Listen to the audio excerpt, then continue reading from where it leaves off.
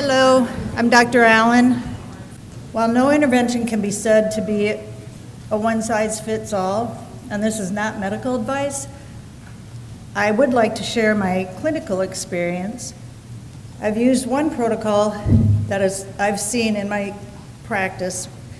There's been one protocol that I've seen that every child was helped with, and it's CD with Kerri Rivera's protocol.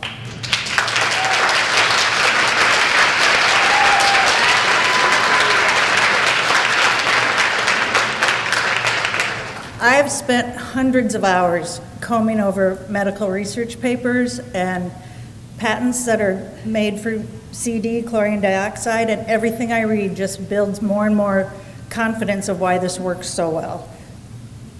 The uses are far and wide, including helping the immune system after they've irradiated and killed the bone marrow, wound healing, mild detoxifier, and of course decreasing pathogen loads in a very safe way. Additionally, other doctors I've spoken to totally understand CD and how it works and why it works. Even an MD in immunology. Of this children in a study I conducted that were on Kerri Rivera's protocol, not one of them had an adverse reaction or did poorly. Herxheimer reactions, which are short-term detoxification, have been well known in medicine for decades. This is also seen when pathogens die. And in the medical world, it's usually noted that it's time to slow down a little bit, but it's a sign of healing. And Kerri Rivera does a great job of managing that as well. And so, because of the helpfulness I have seen, I'm proud to introduce to you Kerri Rivera.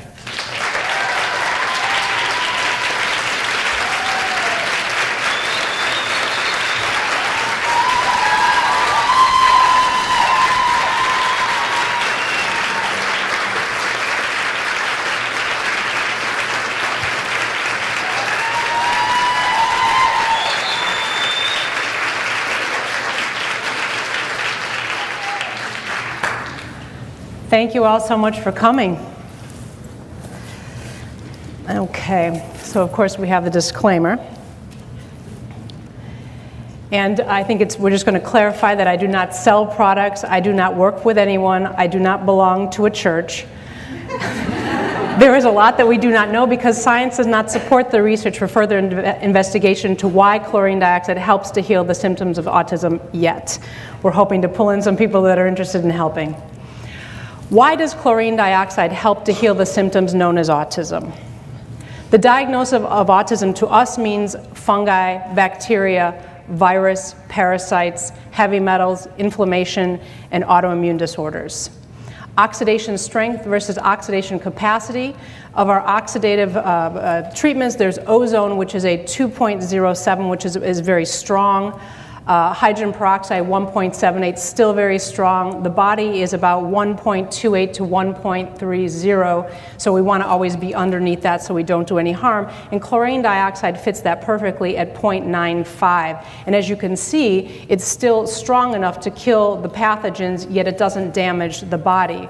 And that is probably the most important reason why, as a pro-oxidant, this is the key. Chlorine dioxide is a selective killer, meaning killing through oxidation. Chlorine dioxide is a selective killer where hydrogen peroxide and ozone are not. Chlorine dioxide reactivity depends on the pH. Chlorine dioxide reacts differently in the presence of acid and alkaline. CD is more reactive the more acid the pathogen is, which is one of the reasons why when we see the detox in some of our kids early on, it can just be that there's a whole lot of pathogens, so there's going to be a lot more acidity, and of course we're going to have a lot more reaction. The more acidic the pathogen, the stronger the oxidation potential. Chlorine dioxide is no miracle, it's just wonderful chemistry. This is the piece de resistance, and what I really like about this one is it all kind of comes to why this works, because I think for a couple of years we were just all thrilled that it worked, and now of course, as Sue Allen was saying, it really has a lot to do with the chemistry. So chlorine dioxide takes up an electron and it reduces to chlorite. Chloride ion then gains 4 more electrons, it becomes chloride. During the process where CD becomes chloride, the chlorine portion of the atom does not take part in the reaction until stable chloride is formed. This is why no chlorinated substances are formed when chlorine dioxide is used as an oxidizing agent. What is chloride? Chloride, 87% of chlorine dioxide is finishing as chloride. It is chloride, not chlorine. Chloride is one of the most important electrolytes in the blood. It helps to keep the amount of fluid inside and outside of the cell in balance. It also helps maintain proper blood volume, blood pressure, and pH of our body fluids. The chloride matrix. The chloride matrix, which is ClO2 minus, chlorine dioxide is ClO2, so they're different, although they look very similar, is the actual item that chemically breaks down to a form that can be delivered to and used by the cells to repair, to self-repair and restore the Krebs cycle function. So in autism, we've heard about the Krebs cycle and the issues with the Krebs cycle, and this is one of the big reasons also why it's healing our bodies and not harming our bodies. Is chlorine dioxide the same as sodium hypochlorite? Sodium hypochlorite is really a laundry bleach. Although they have similar names and elements, they are very dissimilar. The commonality of the name arises from the fact that they all contain the element chlorine, but their properties are quite different. Chlorine and hypochlorite are powerful oxidizing agents, but more importantly, their reaction with organic matter can lead to unacceptable concentration of chlorinated organic compounds via substitution reactions. Chlorine dioxide is non-mutagenic, non-carcinogenic, and is relatively non-irritating, unlike chlorine and hypochlorite. How can CD kill microbes while leaving human cells unharmed? Chlorine dioxide deactivates microorganisms by breaking the bacterial cell wall, or in the case of viruses, by loosening the viral envelope. This action occurs immediately upon exposure. Human tissue is not affected by it. This comes from Frontier Pharmaceuticals. Using chlorine dioxide. Chlorine dioxide is used to detoxify. It is made by combining sodium chloride with a mild acid such as citric acid or hydrochloric acid. It is started at very low amounts and always taken diluted. It is used orally first, and as full dose is reached with we add in enemas of chlorine dioxide to detoxify the liver, the gallbladder, and the lymph system, as well as kill pathogens in the colon.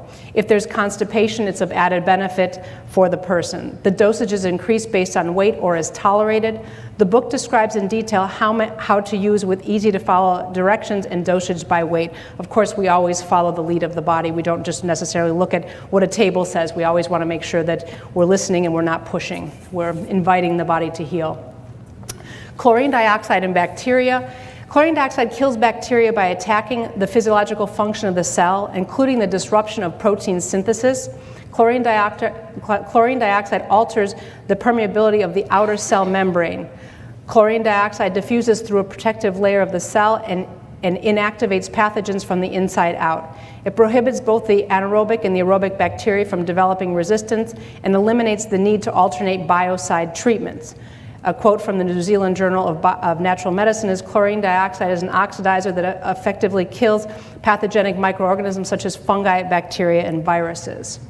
How does chlorine dioxide work? Chlorine dioxide is an oxidizing biocide, not a metabolic poison. CD deactivates microorganisms by attacking and penetrating their cell wall, disrupting the transport of nutrients across the cell wall and inhibiting protein synthesis. Since this action occurs regardless of the metabolic state of the organism, oxidizing biocides are effective against dormant organisms like spores, like Giardia, cysts, and poliovirus. Chlorine dioxide, which is ClO2, is a solution with aseptic body function, i.e. a state free of pathogens such as bacteria, virus, protozoa, flagellates, fungi, parasites, etc., is achieved in the body. Chlorine dioxide helps the body to heal by selective oxidation of these pathogens. By increasing alkalinity, our body is able to recover. Tetrachlorodecioxide, which is TCDO. TCDO is a chlorite derivative. The chlorite matrix is a generic form of TCDO. It is a combination of chlorine dioxide, sodium hypochlorite, and hydrogen peroxide, making it patentable and lucrative, costing about $6,000 a treatment, yet not as good as chlorine dioxide. The test was run through the National Institute of Health. WF10 phase 2 trials. WF10 is an immunokine which contains the chloride ion matrix, TCDO, in clinical indications including inoperable pancreatic cancers and other inflammatory conditions. WF10 has reduced chemo and radiation-induced mucositis. And these are from the Journal of Pain and Symptom Management and the Journal of Medical Association of Thailand. Chlorine dioxide is in our drinking water, and it's there to protect from harmful bacteria and other microorganisms. Destroying pathogens, chlorine dioxide destroys microorganisms including virus, bacteria, fungi, and parasites that cause various diseases. Viruses are removed by a different mechanism as bacteria and other microorganisms. Chlorine dioxide prevents the formation of special proteins necessary for viral growth through denaturation, which causes the destruction of the virus. The elimination of pathogen generally takes between 4 hours and 4 weeks, but is often less than 1 week. This is true for all forms of infection and other microorganisms, and have been reported as well for blood diseases like leukemia. Oxidation of heavy metals. Chlorine dioxide oxidizes the heavy metals in the body. There have been a number of hair analyses where the roots of the person's hair were tested before and after taking chlorine dioxide. About 2 weeks later, there was no heavy metals, including mercury, lead, and others. This is a good indication of the absence or presence of heavy metals. The oxidation of heavy metals is not the same thing as chelating, but the results are similar. When a heavy metal is oxidized, it is simply neutralized and then can be eliminated by the body. Is CD safe and environmentally friendly? Yes. There are many reasons why chlorine dioxide is safe and friendly. Environmentally, the byproducts formed when using chlorine dioxide are benign. Compare this to chlorinated byproducts formed when using chlorine or hypochlorite, and you can see why so many pulp and paper mills use chlorine dioxide. They have virtually eliminated toxins, e.g. the trichloromethanes from their waste streams, all of which used to pose significant risk for the environment. Toxicological studies have shown chlorine dioxide and its disinfection byproduct, chlorite, pose no significant risk to humans, animal, or fish health. Chlorine dioxide gas was first introduced into drinking water disinfection in 1944 at Niagara Falls. Today, over 1,000 municipal water treatment processes use chlorine dioxide. Chlorine dioxide is not a carcinogen. There is no evidence that chlorine dioxide is a carcinogen. Chlorine is not a carcinogen either. Eliminating the association between chlorine and chlorine dioxide as a potential source as well. Chlorine kills by chlorination, not by oxidation like chlorine dioxide. Chlorine dioxide can be found in toothpaste and mouthwash and other mouth products. It is also used to treat drinking water and to rinse fruit, vegetables, and meat before going to market. Making claims of its status as a carcinogen is baseless. Peer review EPA studies of chlorine dioxide from September of 2000 show no human damage of any in the studies. And 87% of the end product is chloride, one of the most important electrolytes in the blood that the body needs. There are no studies that show harm to humans and no studies at all that show that cancer can be caused with chlorine dioxide. The study of CD is very well documented and peer-reviewed by the EPA. The body uses chlorine for regulation of electrical functions of the cell, nerve, and brain working properly, keeps the body's acid-base balance, cell volume regulation so the cells don't explode, eyesight, bone building, metabolism, the process of turning food into energy, and the inhibitory action of glycine, and some of the action of GABA relies on the entry of chlorine in specific neurons. Some of the studies under controlled clinical conditions, the EPA says chlorine dioxide is safe to ingest. The 3-phase of this controlled double-blind clinical evaluation of chlorine dioxide and its potential metabolites in human male volunteer subjects were completely uneventful. There were no obvious undesirable clinical consequences noted by any of the participating subjects. The relative safety of oral ingestion of chlorine dioxide and its metabolites, chlorite and chlorate, was demonstrated. The lab confirms drinking chlorine dioxide is safe for human and removes biofilms. Chlorine dioxide, the so-called ideal biocide, does not cause any harm to humans or animals. Drinking chlorine dioxide solution is practically harmless for animals and human beings, while the same aqueous solution can be very effective and a rapid killer for bacteria, fungi, and viruses. Chlorine dioxide can remove biofilms swiftly, can penetrate into biofilms rapidly to reach and kill microbes living within the film. More proof that chlorine dioxide is safe to take. The results were no chlorine dioxide gas-related toxicity sign was observed during the entire study. The conclusion that CD gas, continuous for 6 months, was not toxic and under a condition that was simulating the conventional lifestyle in humans. 2 peer-reviewed studies confirm chlorine dioxide kills the flu virus. We demonstrate that infection of mice induced by aerosols of influenza A virus was prevented by chlorine dioxide gas at extremely low concentrations. Chlorine dioxide gas could therefore be useful as a preventative means against influenza in places of human activity without necessitating evacuation. The results presented in this paper clearly demonstrate that inactivation of influenza virus by chlorine dioxide is due to oxidation. Chlorine dioxide is more efficient at killing viruses than iodine. Chlorine dioxide inactivated poliovirus more efficiently and was more efficient viricide agent than iodine. Chlorine dioxide has proven to kill multiple viruses, including the human influenza virus, the measles virus, and the human herpes virus. Chlorine dioxide at concentrations from 1 to 100 parts per million produced potent antiviral activity, inactivating 99.9% of the viruses with a 15-second treatment. The European Commission designates sodium chloride as medicinal product for ALS. Sodium chloride is a precursor to chlorine dioxide and is also an oxidizing agent. The Commission implementing decision was June 6 of 2013. The medicinal product sodium chloride is designated as an orphan medicinal product for ALS. Can organisms build up resistance to chlorine dioxide? No. Metabolic poisons such as antibiotics can lead to organism resistance. With continued subacute exposure, resistance is common. Chlorine dioxide is not a metabolic poison and resistance is not possible. Paracelsus, the founder of the discipline of toxicology in the 1400s, stated that all substances are poison. There is none which is not a poison. The right dose differentiates a poison and a remedy. So if you have too much salt, you drink too much water, you can die. Nitroglycerin widens blood vessels and also makes dynamite. Coumadin is a blood thinner and a rat poison. Visine has boric acid. Deadly facts about water. I think this slide is pretty funny, and I think it's this kind of 6 degrees of separation that I think has been like a catch-22 for us. It says, fact, water can be chemically synthesized for burning rocket fuel. Overconsumption can cause temporary deafness, hair loss, and even hair loss, and even death. 100% of all serial killers and drug dealers have admitted to drinking water. You see where this one's going? Water is one of the primary ingredients in herbicides and pesticides. 100% of the people exposed to water will die. Water is a leading cause of drowning, so avoid that water, right? The FDA uses CD to prevent disease by putting it on our fruits, vegetables, and meats before we ingest them. No one should publicly make statements that chlorine dioxide is the same as bleach.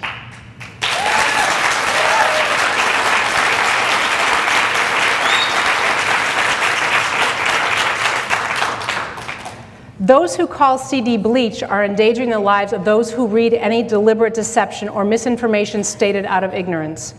We have probably all seen warnings not to mix cleaning chemicals, specifically bleach and ammonia, because toxic gas is produced. What we all call bleach is sodium hypochlorite. We have ammonia inside of it as a waste product. If chlorine dioxide was the same as bleach, or if CD chlorinated anything, we would be poisoned when it mixed with the ammonia inside of us. Just as CD is used for elemental chlorine-free pulp mills because it does not chlorinate anything. CD does not react with ammonia. This is one of the most important differences between CD and bleach, and why it is not at all accurate to think that they are equal in potential harm or benefit. If anyone ever thought CD and bleach were equal, they might try using bleach instead of chlorine dioxide. Bleach would be dangerous, toxic, and potentially fatal. While chlorine dioxide is safe, particularly because it does not chlorinate it and because it does not react with ammonia. The toxicology of chlorine dioxide has been studied extensively, particularly with regard to exposure through ingestion, because chlorine dioxide is widely used in disinfection and food sanitation application. The United States EPA has established a reference dose based on findings of a 2-generation reproductive drinking water study in rats that identify a no observed adverse effect level. even at the lowest level and the higher level of the 70 parts per million chloride. The reference dose has been used by the US EPA to derive drinking water standards, including a maximum residual disinfectant level of 0.8 parts per million for chlorine dioxide and a maximum contaminant level of 1.0 parts per million for chloride ion, the principal breakdown product of chlorine dioxide. Drinking water is by far the largest source of human oral exposure to chlorine dioxide and chloride. Non-toxicity of chlorine dioxide from Frontier Pharmaceuticals. Many evaluations have shown chlorine dioxide compounds to be non-toxic. 5 decades of use have not indicated any adverse effects on health due to chlorine dioxide. Toxicology tests include ingestion of CD in drinking water, and more viruses were inactivated inside the cell. This is particularly impressive considering that most viricides are cytotoxic even at high dilutions. Example, 4,000 seeds heavily infected with bacteria were soaked for half an hour in chlorine dioxide, and no bacteria remained after this period, and the seeds grew normally. The United States government used chlorine dioxide to destroy anthrax, so CD played a hero in 2001 when it was used to destroy the deadly spores at the U.S. Heart Office Senate building in Washington, D.C. Patents on chlorine dioxide, some of them are in the eye use, some are for HIV infections, some are used in food additives. This one I think is extremely interesting because if in fact chlorine dioxide was toxic, number 5, they would not be using it to disinfect live blood, because obviously that's going to be going to sick people and you'd probably make someone pretty sick. Against bacterial infections, regeneration of bone marrow. Again, you're not going to use bone marrow in somebody who's healthy, and regeneration of bone marrow obviously would be beneficial. Treatment of Alzheimer's and dementia, immune system stimulation in animals, immunological system stimulation once again, injuries, ingestion obviously, and it is pretty good stuff to combat human amoebas too. So, over-the-counter products with chlorine dioxide, most of them are for mouth, oral, canker sores, etc. Side effects or Herxheimer, that is the question. A side effect is something that a drug leaves and can last forever, even after the drug is no longer being consumed. A Herxheimer reaction is a temporary system that means we are killing pathogens faster than the body can keep up with. When we slow down the detoxification process, the detox organs catch up and the symptoms of the Herxheimer ends. What I like to do is avoid all that altogether and just go really, really low and slow.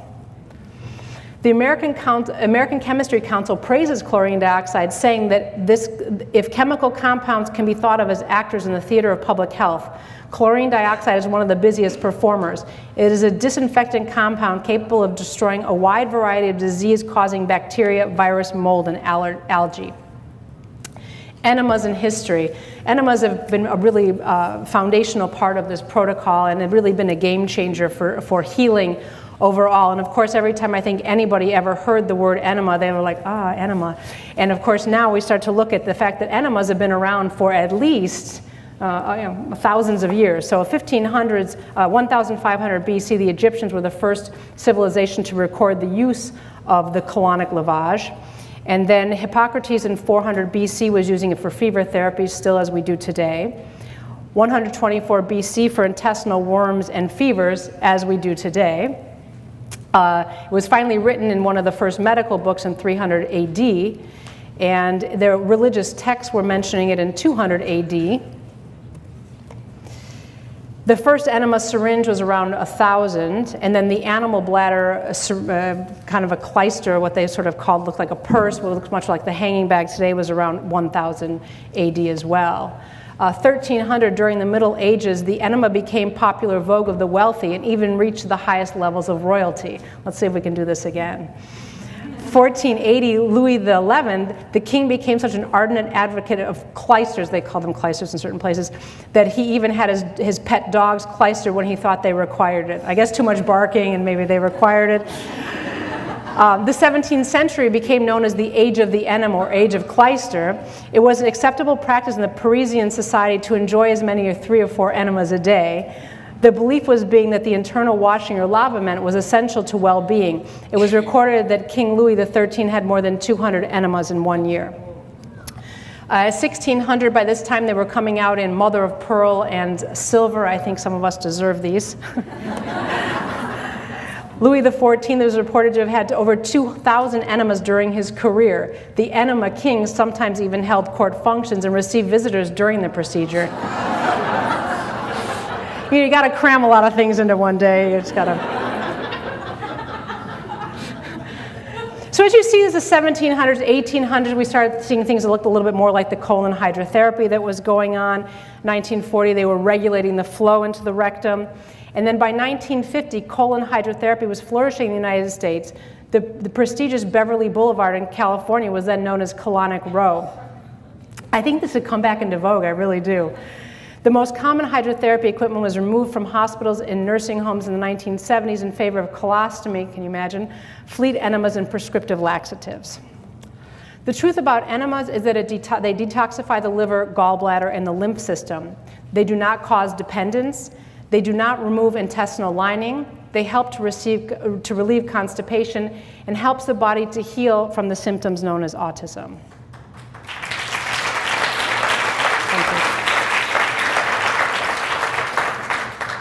So we're going to call these unknown substances pathogens and parasites. The Fumis vermis, or the ropeworm, pathogen, parasite, whatever, it's still really important that it does not have human DNA. So when they say that this is the intestinal lining coming out of our children, this is absolutely impossible, scientifically speaking. So Alex Volinsky out of the University of Southern Florida went ahead and did certain preliminary scientific studies. Of course, money is always an issue, so there's so much you can do, but what he did find was that the rope does not have human DNA. Therefore, people saying that what is coming out in the enema's intestinal lining cannot be. Whether it is parasite or pathogen, it doesn't really matter. The important thing is that when the pathogen, parasite, rope, or whatever you want to call it, comes out of the person gets better. They don't get worse. Again, proving that it must be pathogenic in nature, confirmed by science that it does not have human DNA, so it cannot be intestinal lining. The Ascaris sum produces morphine. Morphine is generally acknowledged as an immune down-regulating agent. Also stalls the peristalsis in the intestine. Ammonia from parasite die-off may be the direct cause of aggravation from parasites, which 79% is ammonia. In species without a structured excretory system, metabolic waste are excreted through the cuticle and through the anus.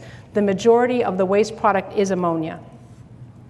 Does ammonia from parasites contribute to symptoms known as autism? Signs and symptoms of hyperammonia are intellectual impairment, failure to thrive, abnormal gait, behavior disturbances, epilepsy, lethargy, irritability, poor feeding, vomiting, hyperventilation, seizures. Of course, not all children with autism have these, but many of our children will have these. If you're thinking about supplementing B12, the Ascaris lumbricoides absorb a considerable amount of B12, which is probably why many of our children on this spectrum are low in B12. And it can also cause anemia on the host. Tapeworms may cause anemia and B12, and it can be a cause of selective B12 malabsorption. Almost every person on the spectrum, the autism spectrum, is low in B12. Maybe we're high in parasites. Ascaris lumbricoides produces a drug, malondialdehyde. Malondialdehyde levels clearly increase in patients infected with the Ascaris lumbricoides and significantly increase in patients affected. Morphine from parasite die-off may be direct cause of the POWs, as we've affectionately called the symptoms of parasites, which can be many things, among them being weepy, agitated, obsessive compulsive, things of that nature. All of these parasites elicit a strong immune response if they are killed or die within the host. Something is being secreted by the living parasite to block this immune response. Morphine may well be the arsenal of these parasites when they face an attack by the immune system. What is the protocol? Step one is the diet. There's no magic bullet. We have to do a lot of work here. But number one is the diet, and there's a lot of different varieties of diet, but we have to clean up the food first. Step two is adding chlorine dioxide. Step 3 is a parasite protocol. There are systemic, non-systemic, there's herbals. The important thing is definitely to be treating the parasites at the same time as the chlorine dioxide. There's a certain amount of synergy between the two, which really makes a big difference, and that's probably why prior to the chlorine dioxide there was not the same amount of healing as we see when we put the two things together. We need sometimes to do some supplementation. Usually it's supplementation based on speech or seizure, not necessarily based on a lab saying that you're low in something, because that takes a while to come back once you get rid of the parasites and the pathogens and things of that nature. Step 5, we use chelators for heavy metals, and some people say, well, but chlorine dioxide is like a chelator, it neutralizes and it gets rid of them. Some of us are not so efficient at getting rid of the heavy metals, so sometimes we need to help things along with some chelators. We use some nice light chelators. They're in the book. And then step 6, if that's possible, or even if it's needed, because some people recover sooner, some don't, hyperbaric oxygen is very important for taking down inflammation. And then step 7, I believe, is important with GC-MAF or MAF products. And this is basically to get the immune system working. And of course, once we have the immune system working, that kicks in, and then we have all hands on deck, and we can really get this person healed and healthy. CD can combine with other protocols. And I think one of the nice things about this protocol is that even if it takes years, not months, to recover your child, and you want to add something that's a fad and you don't want to miss the boat, you can still add it. Just know if it interferes or not. If it does, add it at night. So if you have an antioxidant that's going to cancel out the chlorine dioxide being a pro-oxidant, you might want to put the antioxidant maybe at bedtime or in the evening after your last dose. And also, I would want to mention something about this. If it takes years, not months, to recover your child, while my son has been in recovery, he continues to make progress. So it isn't that it happens all at one time. It can happen over a period of time. Of course, we see some of these children that recover in months, and it's, the rest of us sit there with our jaws hanging open going, wow, I wish that was my kid. But the good news is that it does happen to some of them, which keeps the rest of us all excited and moving along.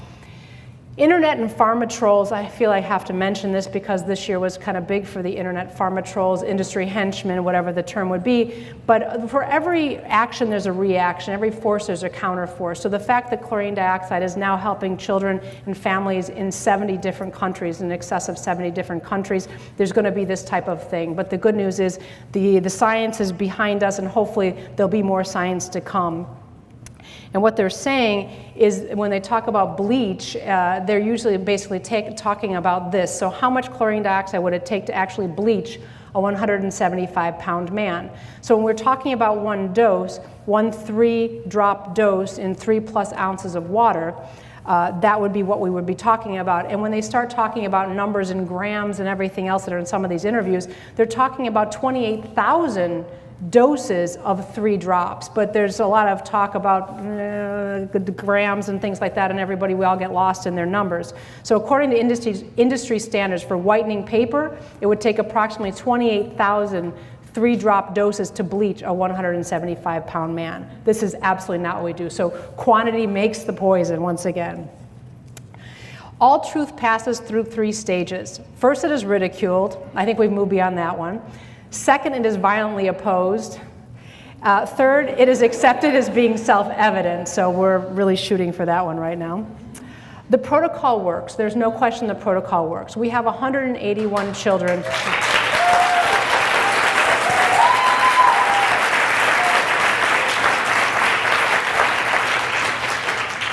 There have been 181 children who have lost the autism diagnosis. This number is probably higher, but I know that there's some people that don't want to be counted. They want to be off the radar for many reasons. But 181 we have actually seen get to an ATEC of a 10 or lower, so they would no longer classify as a person with autism.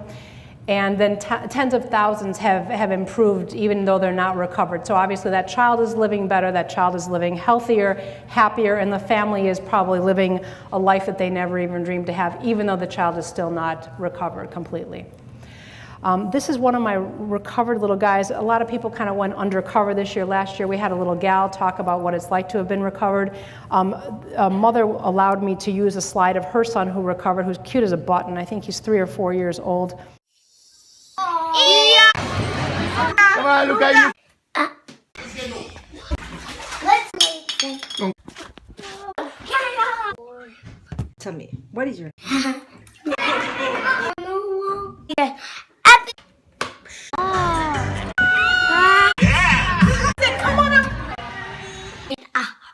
What do you want, Luca? Good night. Cheese. Look at mommy. Goodbye.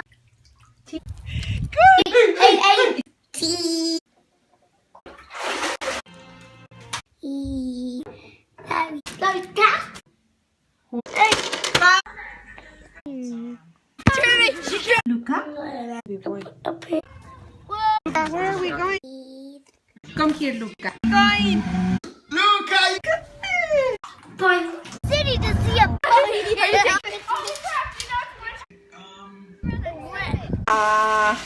Hello. I got.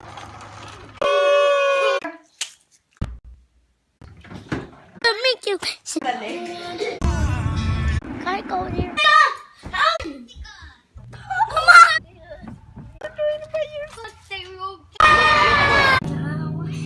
Bueno. What are you doing? Thinkers, thousands of families around the world are pursuing this treatment and experiencing improved health as well as success in reducing autism symptoms. For anyone to believe that thousands of families could be deceived into doing harm to their own children, despite all the misinformation being repeated about this safe treatment, makes no sense. There's a growing mountain of empirical evidence that this does work. Do a little research on your own instead of parroting the misunderstanding of others.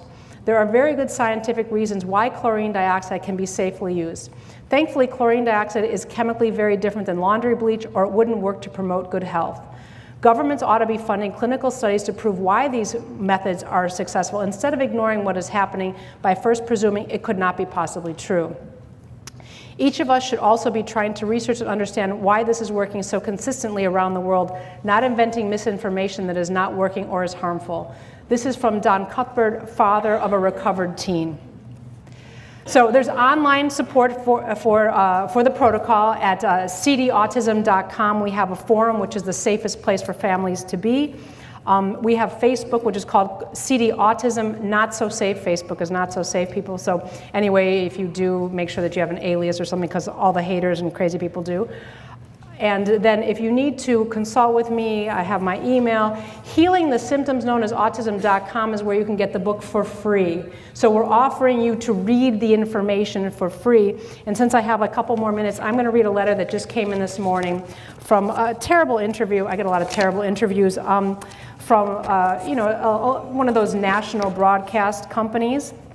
And the fellow who did the interview, well, you'll hear his name now. This is from a mom whose child has done very, very well. It'll only take a couple minutes.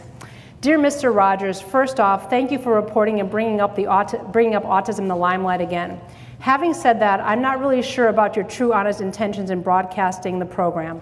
If the objective is to sensationalize and get more ad dollars, then I guess you might have succeeded. However, if you started the program with NBC5 investigation, then you are doing a big disservice to the audience for some of the reasons mentioned below. 1, you interviewed Kerri, but not sure if you had or edited out the real kids, including Kerri's son or other patients, and get their feedback. There are over 180 plus kids who got better by using the protocol. There are many, many more who have not been reported.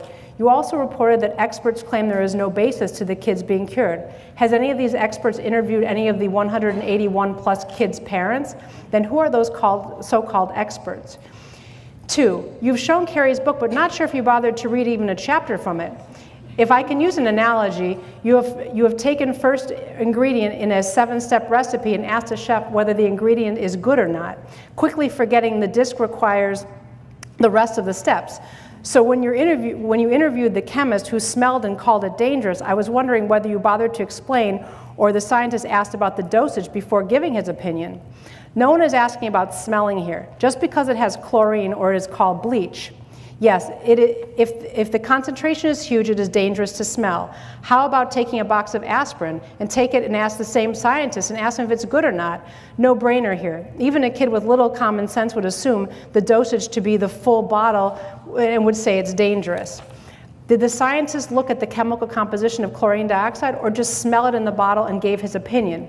The formula chemical composition is clearly explained in the book or in many videos.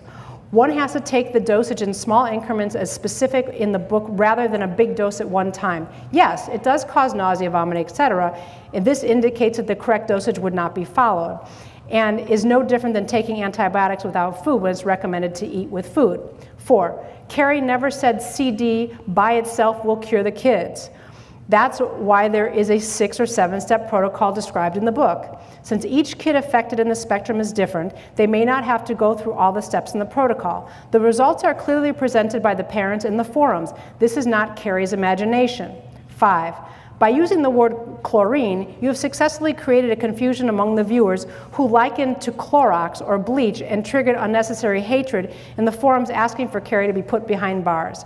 At no time Kerri is selling her formula, nor did she patent the recipe. In fact, she is doing yeoman service to the thousands of kids spread over 70 countries. Yet, yes, she does charge for consult fees, but it is not part of the protocol. Nor does she have entourage lure people to give consultants that she can live like a queen. 6, you interviewed another doctor who immediately denied that parasites cause autism. You didn't ask what causes autism, nor he bothered to answer. You mentioned he treated hundreds of kids with autism, but you have not bothered to ask how many kids got cured or became better. What are his treatments? When you have shown another lady answering there is no cure for autism, doesn't it counteract your statement that this doctor was treating hundreds of kids? Is he using snake oil? Have you cared to ask how much he charges per hour? In case if you haven't done your research, these specialists charge north of $400 an hour. Yes, there is no typo here, and smartly, they do not accept insurance. Some people who have insurance will fall out of network, which is of little help, but only after the deductible is met. In majority of cases, the doctor does not have time to look at the patient's record prior to the appointment and spend good amount of the time while the patient is in the room going over the previous history and lab reports. Do you hear, cha-ching? Some of these doctors also sell lab testing and supplements. Many of us cannot afford these things, and no proof whether they work or not or the quality. Which is why which is the cost important here. Chlorine dioxide is infinitely cheaper than the recurring fees and supplements. Number 7, what's the point in showing Jim Humble's background in the story? Whether he lived for 1 billion years or in the galaxy is immaterial. When you look at the comments from your story on the web, people are more focused on his background than the crux of the story, which shows what people are interested in, sensational stuff. 8, as you may know, in this day and age, any negative impact on a kid travels much faster in social media. Have you ever wondered why there is not one single negative news about kids taking the chlorine dioxide protocol? As with drugs, there are side effects. Look below. With CD protocol, Kerri has painstakingly listed the dosage based on weight very clearly in the book. If people do not follow these instructions, is Kerri responsible for that, and should she be to blame? How about a kid swallows cough syrup, assuming the cap is loose? Would you blame the parent or the manufacturer? Number 9, have you watched ads on your other networks for Big Pharma and listened to the side effects that they mention on any of the drugs they advertise?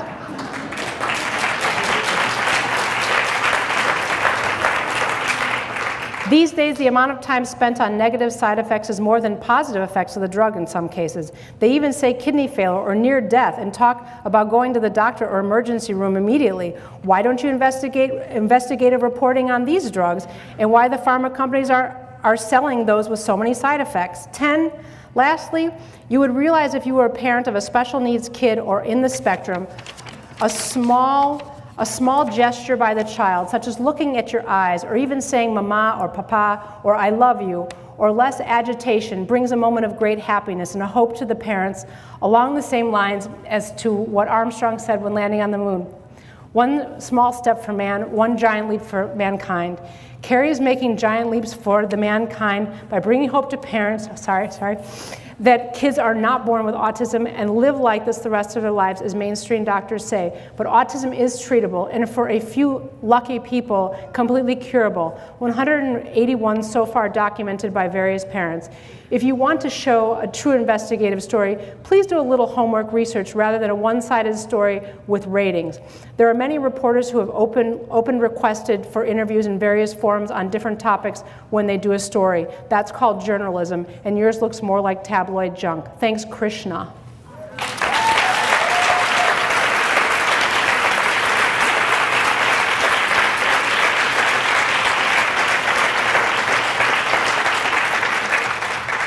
I talked to a friend of mine who's a doctor, and she helps heal a lot of our kids the other day. And when I was telling her why I do this, it's because I sit and I listen to you parents every day tell me how your kids are recovering.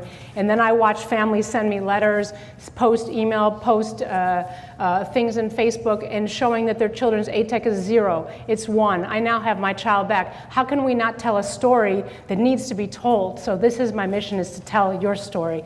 Thank you.